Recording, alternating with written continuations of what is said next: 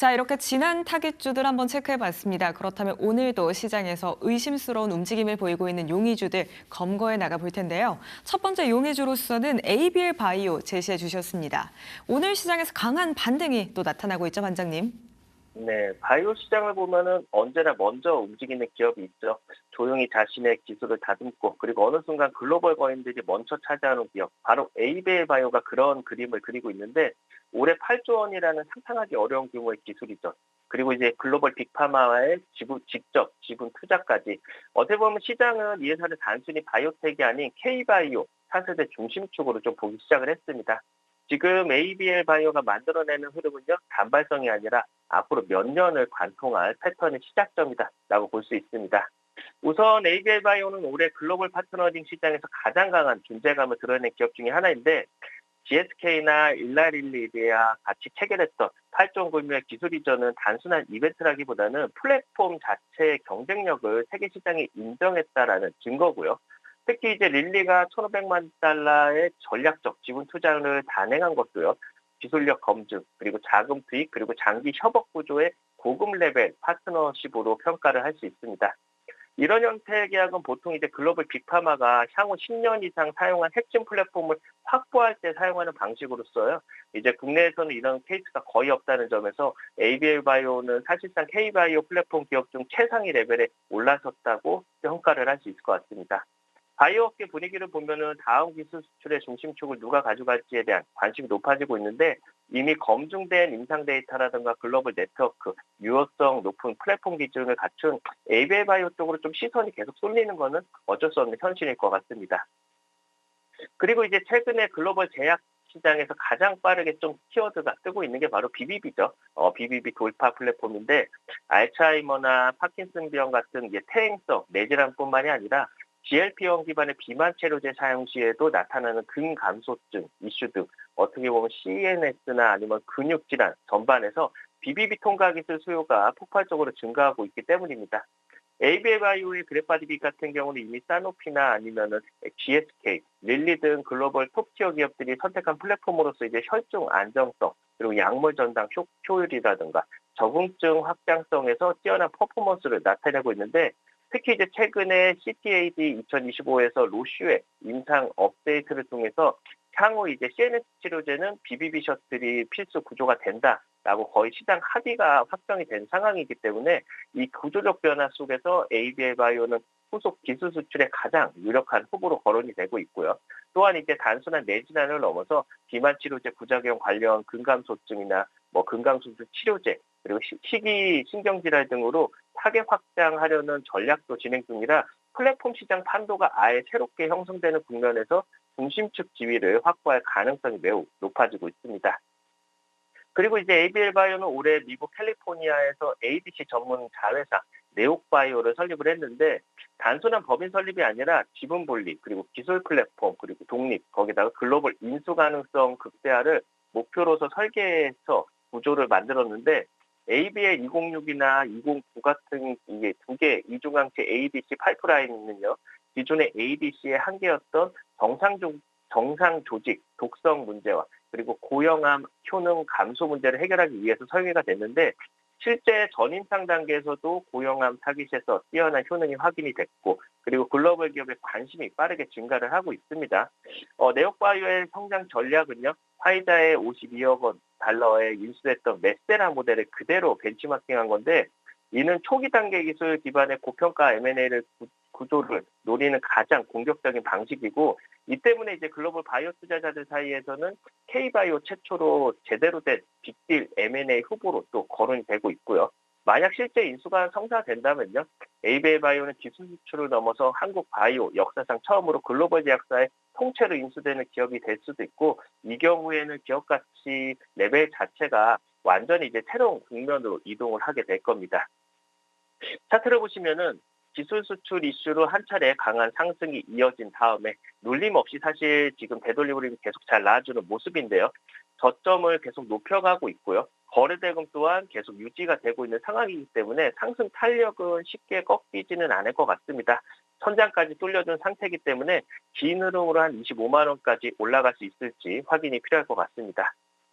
정리해 보면 ABL 바이오는 한두 개의 이벤트로 움직이는 회사가 아니라요. 수조 원의 기술 수출, 그리고 글로벌 빅파마 지분 투자에다가 BBB 셔틀 확장에 미국 자회사 M&A 추진까지 이 모든 흐름이 앞으로 2년에서 3년 동안 연속적으로 이어질 가능성이 매우 높습니다.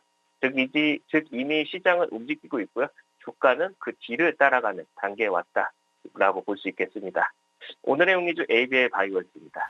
K바이오 차세대 핵심 축으로 떠오르고 있는 ABL 바이오입니다. 과연 주가 25만 원 선까지 오를 수 있을지 한번 지켜보시죠. 이렇게 첫 번째 용의주 ABL 바이오였고요. 두 번째 용의주로는 삼성전기를 또 말씀 주실 예정이잖아요. 삼성전기 같은 경우에는 내년에 사상 최대 실적이 또 기대된다고 하던데요. 네. 전자부품 생태계를 들여다보면은 하나의 부품이 모든 혁신의 물줄기를 바꿀 때가 있는데 마치 작은 쌀알이 거대한 한 끼를 완성하는 것처럼 전자산업에서도 전자산업의 쌀로 불리는 MLCC가 다시 좀 산업 지형을 좀 흔들고 있습니다. AI 서버는 말 그대로 전기를 먹고 자라는 괴물 같은 시스템인데 이 괴물을 안정적으로 움직이게 하는 핵심 부품이 바로 MLCC고요. 이 시장에서 삼성전기는 다시 좀 정상을 향해서 깃발을 좀 꽂는 중이다라고 볼 수 있겠습니다.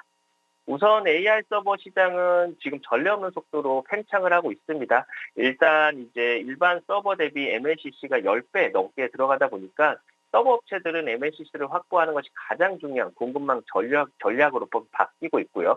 MLCC 출하량 같은 경우는 올해 12% 성장을 했고요. 내년하고 내후년까지 10%대 고성장을 이어갈 것으로 전망이 되는 가운데 삼성전기는 이미 공장 가동률이 거의 100%에 달하면서 풀가동 체제에 들어섰습니다.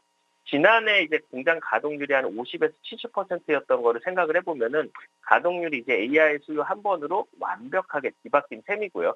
특히 이제 AI 서버용 MLCC 시장 같은 경우는 기술 장벽이 높아서 몇 개 기업만이 독식하는 구조인데 삼성전기는 이 시장에서 40% 넘는 점유율로 최상단에 또 서 있습니다. MLCC는 경쟁자가 늘어나기 힘든 구조고요. 시장이 커질수록 삼성전기가 가져가는 파이는 더 커지는 구조다라고 보시면 됩니다. 그리고 이제 삼성전기의 MLCC가 속한 컴포넌트 부분도 이미 실적 반등의 중심축으로 자리 잡았는데 가동률은 2025년 58%에서 올해 99%까지 반등하면서 전사의 실성을 실질적으로 이끌고 있고요.